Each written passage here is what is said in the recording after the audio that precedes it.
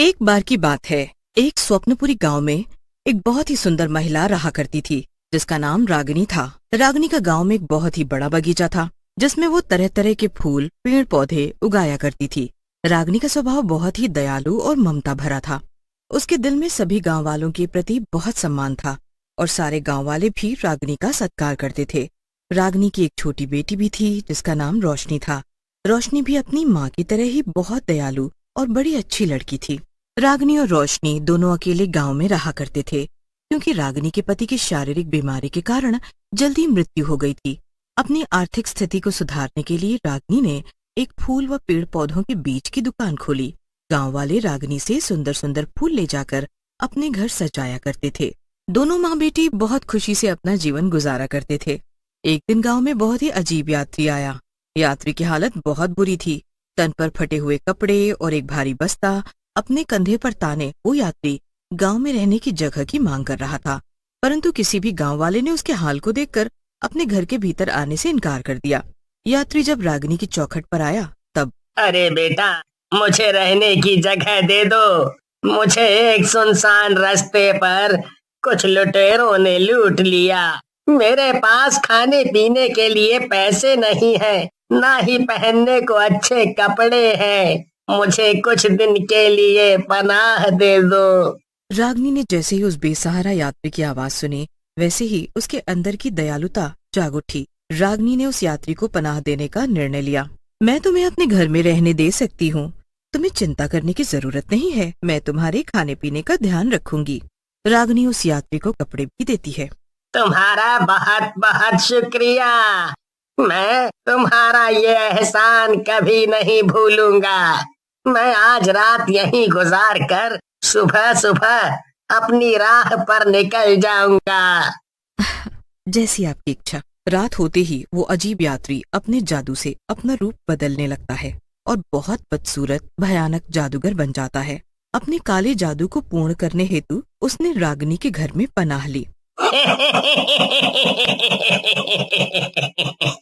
अब मैं अपने काले जादू से इस औरत की जिंदगी बर्बाद कर दूंगा। जादूगर अपने जादू की मदद से एक सर्प के जहर से इत्र बनाता है, जिसकी सुगंध बहुत ही अच्छी होती है। जादूगर रात को चुपके से रागिनी के कमरे में वो जादुई इत्र रख देता है और वहां से गायब हो जाता है। रागिनी सुबह उठकर जब देखती है तो वो यात्री अब उसके घर में नहीं है, तो वो थोड़ी चिंतित हो जाती। अरे, वो यात्री किधर गया? अब लगता है उसे देर हो रही होगी, इसीलिए वो निकल गया होगा। अब ऊपर वाला उसको सुरक्षित रखे। रागिनी जब अपने कमरे में आती है तो उसे वो जादुई इत्र दिखता है। अरे वाह, ये तो बहुत सुगंधित इत्र है, इसे मैं जरूर इस्तेमाल करूंगी। रागिनी उस जादुई इत्र को अपने शरीर पर छिड़क देती है। सुबह को उस इत्र से रागिनी पर कोई प्रभाव नहीं पड़ता, लेकिन जैसे ही रात होती है इत्र अपना जादू धीरे धीरे दिखाने लगता है। रागिनी को सोते समय बहुत घुटन महसूस होने लगती है, इसीलिए वो खुली हवा लेने के लिए बगीचे में चली जाती है। रात की रोशनी पड़ने पर उस इत्र का असर और बढ़ने लगता है। रागिनी का दूध जैसा गोरा रंग धीरे धीरे एक काले रंग में बदलने लगता है। उसकी नरम आंखें अब बहुत डरावनी और लाल आंखों में बदल गई और उसका शरीर आधा चुड़ैल और आधा नागिन का हो गया। इत्र ने रागिनी के सिर्फ शरीर पर ही नहीं, बल्कि उसके दिल और दिमाग पर भी परिवर्तन किया। जिस दिल में सिर्फ लोगों के लिए दया थी, अब उस दिल में सिर्फ कड़वाहट थी और दिमाग में सिर्फ नफरत। रागिनी अब एक चुड़ैल नागिन माँ बन चुकी थी। मैं अपनी शक्तियों से इस गांव का सर्वनाश कर दूंगी। इन सभी गांव वालों को मैं जला दूंगी। चुड़ैल नागिन माँ गांव वालों के मन में अपने लिए डर लाने के लिए गांव में जंगल में आग लगा देती है और जोर जोर से चिल्लाने लगती है। सुनो गांव वालों, अब इस गांव पर मैं राज करूंगी और जिसने मेरी बात नहीं मानी मैं उसको जलाकर मार दूंगी। सभी गांव रागिनी का चुड़ैल नागिन माँ वाला रूप देखकर बहुत डर जाते हैं। रागिनी की बेटी रोशनी जब ये रूप देखती है तो वो अपनी माँ के लिए बहुत चिंतित हो जाती है। हे भगवान, ये मेरी माँ को क्या हो गया? अब मैं अपनी माँ को इस जादू से छुटकारा कैसे दिलाऊं? मुझे इस मुश्किल का समाधान ढूंढना पड़ेगा। रोशनी इस मुश्किल समाधान ढूंढने अपने माँ के बगीचे में जाती है। उसे बगीचे में एक बहुत ही सुंदर दर्पण दिखता है।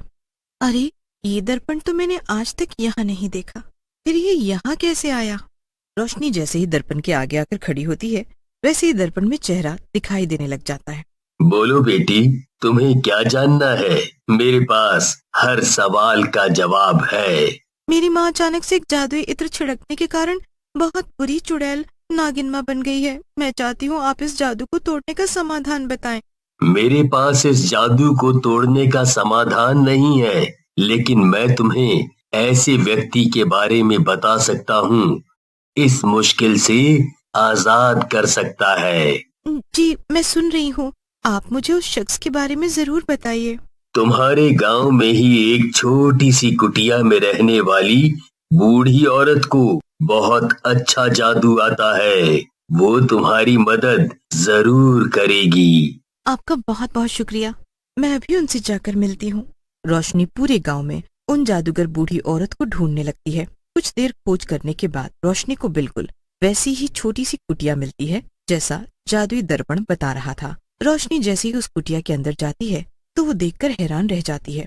रोशनी देखती है कि जिस जादूगर बूढ़ी औरत के बारे में जादुई दर्पण बता रहा था, वो तो बिस्तर पर अपनी अंतिम सांसें गिन रही थी। जादुई बुढ़िया की हालत बहुत खराब थी। दादी, मुझे आपकी मदद चाहिए। एक जादूगर ने धोखे से अपनी जादुई इत्र की मदद से मेरी करुणामयी माँ को चुड़ैल नागिन बना दिया।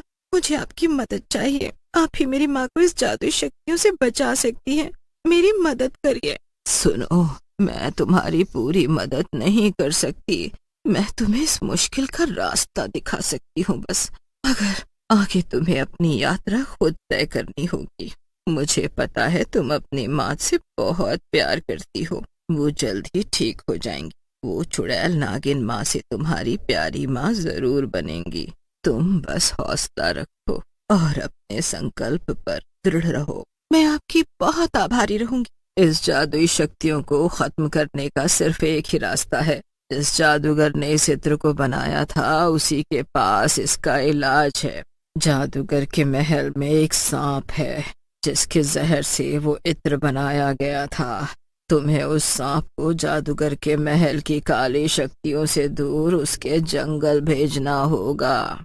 लेकिन दादी, मैं उस सांप को कैसे पकड़ूंगी? अगर उसने मुझे काट लिया तो? उसके लिए मैं तुम्हें अपना जादुई मंत्र देती हूँ।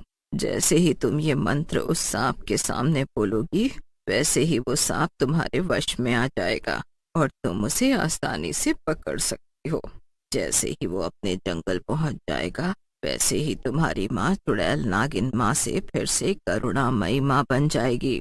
लेकिन तुम्हें ये काम बड़ी ही सावधानी से करना होगा। जादूगर को इसकी भनक ना पड़े। मेरा आशीर्वाद तुम्हारे साथ है।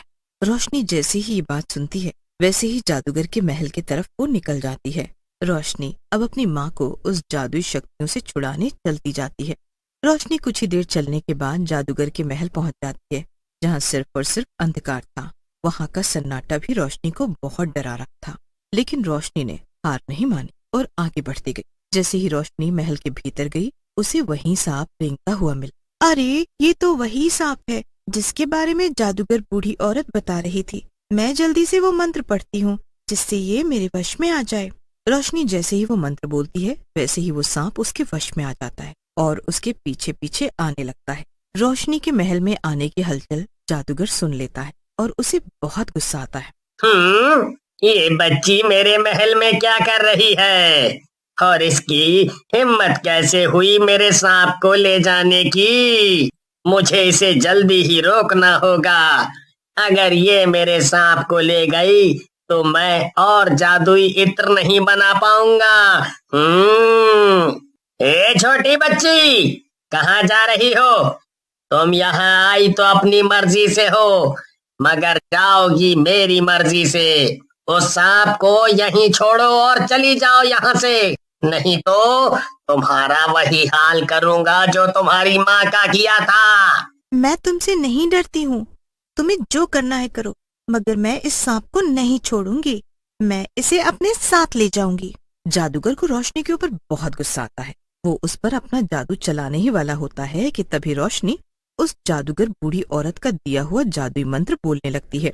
मंत्र की वजह से जादूगर के सारे जादू काम करना बंद कर देते हैं और अब वो एक साधारण आदमी बन जाता है। ये मेरे साथ क्या हो गया?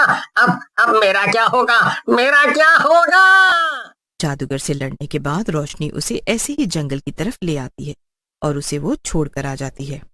जैसे ही वो उसे जंगल छोड़कर वापस आती है तो वो बहुत खुश होती है, क्योंकि उसकी माँ पर से इत्र की जादुई शक्ति छूट चुकी होती और चुड़ैल नागिन माँ से वापस रोशनी की प्यारी माँ बन जाती है। उसकी आंखें लाल होने की बजाय फिर से चमकती हुई नरम आंखें बन जाती है।